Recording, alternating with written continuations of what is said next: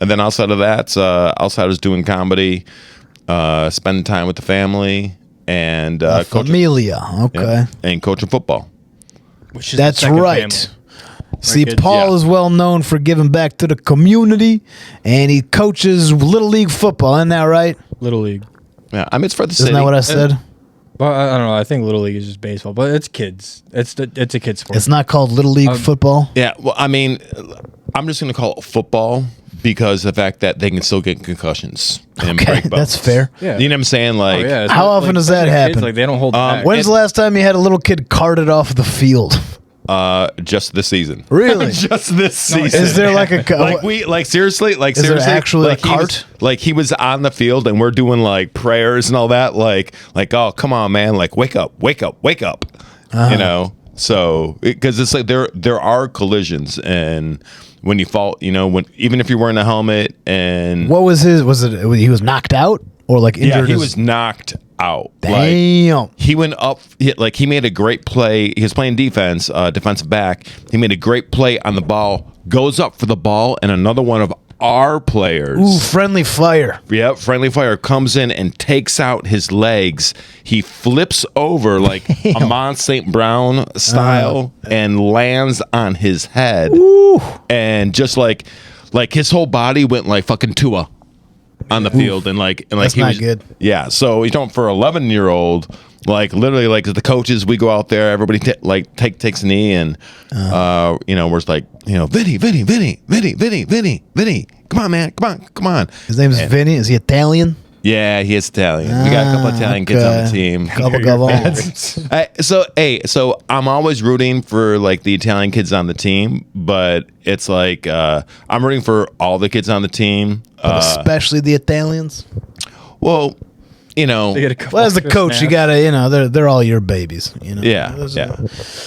From Those are your soldiers. Krauts, though. Yeah, but from the littlest kids on the team to like the biggest kids, like we got 3 kids on the team that are the same size as me and they're 11 years old. Damn. Okay. You know? Then we have probably 3 other kids on the squad that literally go up to my belly button. They're like 4'2". Little babies. Okay. Yeah.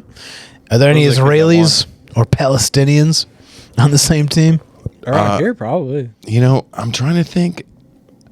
Like, I don't think that we've had any Israelis on the team or any Jewish kids on the team, and I don't think we've had any Palestinian kids on that. Basically, it's been like white and black kids. Yeah. Well, that's pretty typical. Not a ton of Jews or Arabs in the NFL. A couple. Yeah. We've had a couple. We got a couple Indian kids, and that's cool. Okay. All right. Very diverse. You know. So how long have you been coaching football with the little kids, and what inspired you to get into that? I've been coaching for 5 years, and what inspired me to start coaching was when I seen how bad some of the coaching is. Like if you ever go to a practice and you know, for like any of these kids, and then you see just what they're not doing, or they're just focusing on like this main like 5 or 6 group of kids, and then everybody else doesn't really get great instruction. And it was like, you know what, we can start winning more games if everybody gets the instructions on the team and you're coached for a position. You have a position coach. So so in my head, where most teams will have 3 coaches, head coach, offensive coach, defensive coach, and then they share the special teams responsibilities. I was literally like, that's not enough, especially if you have 30 kids. If you have 30 kids, you should probably have 9 coaches. You know, I think you got to have at least one coach per offensive position. I mean, I think per position group. Yeah, minimum. Well, you need quarterbacks, running backs, receivers, and offensive. So you need at least 4. Tight end, offensive line. Right, but you could have tight ends kind of split drills between O-line and receivers if you wanted to like. I'm saying bare minimum coaches. Yeah. And then with 4 coaches, then when you're doing defense, you know, you D-line, linebackers, and And if usually you have 4 coaches, you can split up corners. Don't forget and special teams. Corners and yeah, safeties. special teams is huge, especially like Especially in little kid football. I'm sure that decides the game half the time. I mean, Are you guys doing field goals? Well, yeah. So what's cool about field goals are 3. Extra points were normally in any game that's 1 point. In our league, a field goal or an extra point is 2 points. They give you an extra point because it's so much harder, right, for little kids to make that kick, and then but it's like as far as like the position groups, a lot of the offensive coaches, you'll have dual position coaches on defense. Sure. So you can go back and forth. Well, that's how it was when I played high school football. It's like every coach coached an offensive and a defensive position. Yeah. Like we as a team, everybody played both sides of the ball. Yeah. Yeah. Yeah. You have to. It's common with like schools and stuff. Yeah. For sure. Did you play in a ball? Let me say. I did up until middle school. I played like flag football, and then I played 1 year of tackle, and I really just wanted to play defense, but I kept getting stuck on offensive line. I was like, it's so boring. It's barely even any different now that we're tackling. And then one day I asked the coach, I was like, how come I don't get to play defense? She's like, kid, you're gonna hurt someone. I was like, that's the whole point. Yeah. He had a lot of aggression to get out. Yeah. Probably the biggest thing in telling a parent or a kid sometimes, because they want to play, maybe they want to play on defense, or they want to play wide receiver, they want to play running back. I wanted to be a quarterback, and I couldn't run. I ran like a girl, and I was fat. And as a coach, that's the perfect combination for a football player. As a coach, it's like, you look at a kid who has like big size and all that, you're like, bro, you need to be on the offensive line. And then it's like you need to have a talk with like their parents and all that, because nobody's parents wants them playing offensive line. They want to play a glory position. Right. And it's like, you know what I'm saying? Like your kid is the glue that's going to make everything else go. No, I need 5 more just like your kid, so that like this little guy can like do things, so everybody else can do things. He is the protector.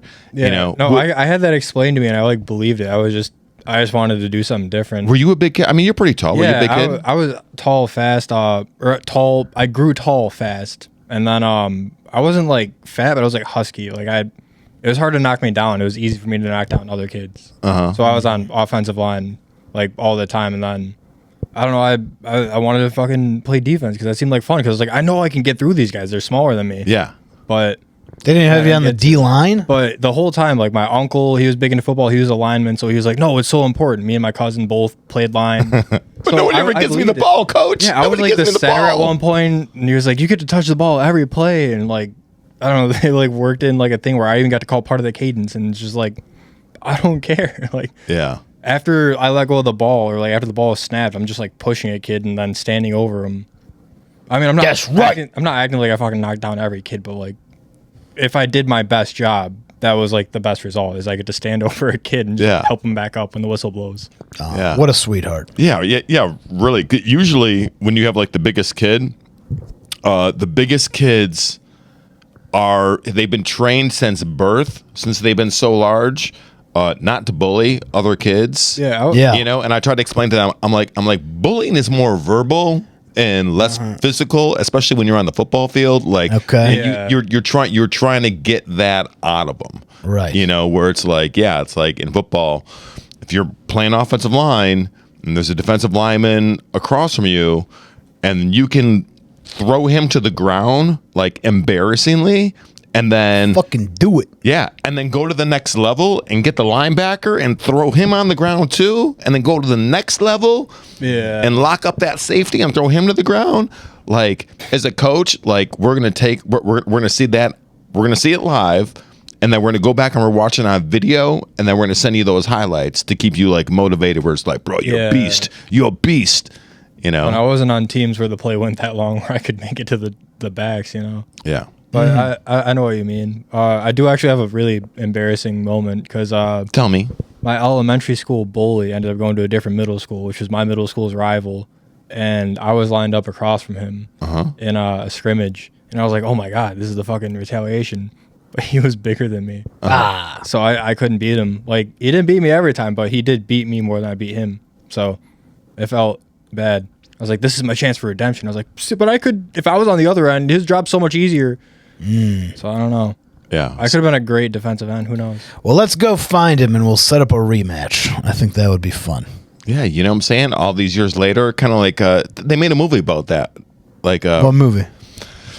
I don't remember the name of the movie. Robin Williams was in it, and it was like where they had lost a high school playoff game, like in the final seconds, and then they get a chance like 15, 20 years later to redo like the entire game, and it comes down to like the last thing again, and Robin Williams makes the catch in the end zone. I don't remember that at all. That sounds kind of like a football. No idea what movie that is. I mean, I want to. This movie's probably like 30 years old. I remember early 90s, mid 90s. Yeah, probably like early 90s. I remember seeing it, and then I never seen it again. No, as a matter of fact, I don't even think I seen the whole movie. I'm looking this up. I just seen part of the movie because I didn't like that they were going back and playing football. Just old, out of shape, like no training and all that. Like it's too unrealistic. Yeah, like bro, you're not going to make it through. You're not going to make it through the first 3 plays of the game. The whole line's going to pull a hamstring on snap one. The best of times. First thing that goes is your cardio. The first thing that goes is your cardio. The best of times. Yeah, best of times. I think that was it. Yeah, that's. Who's in that movie? 30 years. It's almost 40 years old. It's almost 40 years old? It's from 86. It's from 86. Okay, so I didn't see it when it came out. Okay, I've never heard of this movie before in my life. Yeah. So, who was in that sci-fi? The Rockets. The best of times. Kurt Russell, Robin Williams, Holly Palance, Kirk Cameron. Kirk Cameron is from Growing Pains. He's like a big Pamela time. Reed, Linda Hart, Carl Ballantyne. The fuck Carl Ballantyne. Mid 80s. What do they say the plot of the movie is? Yeah, like what's on the back of the VHS tape? Yeah, compared to like how I described it. Because I could only remember. Overview. Married banker Jack Dundee has lived his life. No, it's Robin Williams. Oh, okay. Has lived his life regretting a botched play he made in a high school football game. His friend Reno Hightower, that's Kurt Russell, okay, who threw the pass that Jack dropped, is deeply in debt from operating his car garage. With Reno, Jack hatches a plan to reunite all the players from the old game and replay it, hoping that this time he can make amends. When the game actually happens, Jack again finds himself at the center of a key play. Mm-hmm. Does the guy get out of debt? How's that guy? Yeah, that sounds like a big issue. Does this game get him out of debt? It probably has something to do with it. Yeah. I was like, okay, so there's the actual problem. Maybe the banker will bail me out if like he's able to, it changes the whole Yeah, that's trajectory. probably part of the and plot. they're just like carrying Robin Williams off, like, you fucking did it. And the guy's just like, wait, am I getting paid? Kind of the number one measure to check on the podcast. No big deal.